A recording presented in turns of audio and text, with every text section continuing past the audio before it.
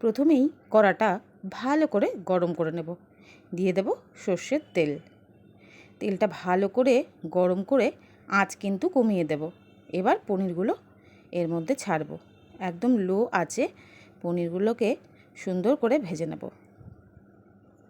এটা এমনই একটি পনিরের আইটেম যেটা দিয়ে আপনি ভাত, রুটি, পরোটা অনায়াসে খেয়ে নিতে পারেন। পাশেই আমি গরম জলে নুন আর চিনি দিয়ে ফুটিয়ে রেখেছিলাম জলটা। সেই গরম জলেই এবার পনিরগুলো ফেলে দিচ্ছি। তাতে পনিরগুলো হবে নরম তুলতুলে, সঙ্গে নুন চিনির জলে খানিকটা নুন চিনিও এর ভেতর ঢুকে যাবে। পনির ভাজার তেলেই দিয়ে দেব আর একটু সর্ষের তেল। 2টো শুকনো লঙ্কা দিয়ে দিলাম ফোড়নে। এবার দিয়ে দেব একটু গোটা গরম মশলা, 2টো এলাচ, 1 টুকরো দারচিনি। দিয়ে দেব সামান্য একটু জিরে।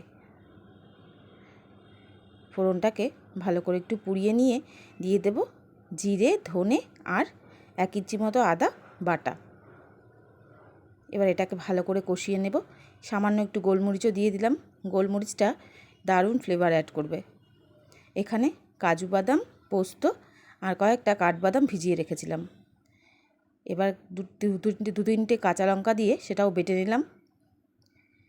জিরে বাটাটা এদিকে ভাজা হয়ে গেছে, দিয়ে দিলাম 1/2 চামচ মতো কাশ্মীরি লঙ্কার গুঁড়ো।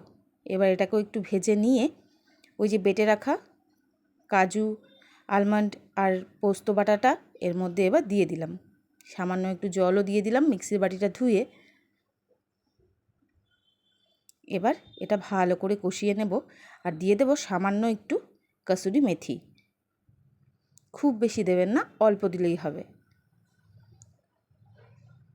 সামান্য চিনি, স্বাদ মতো নুন, এই দিয়ে ভালো করে কষে নেব।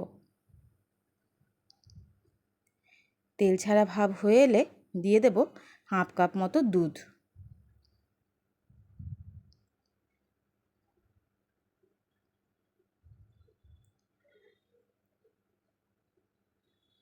এবার ওই যে নুন চিনির জল করে রেখেছিলাম, সেই সঙ্গে পনিরটা যে ভিজিয়ে রেখেছিলাম সেই জল সমেত পনিরটা কিন্তু দিয়ে দেব।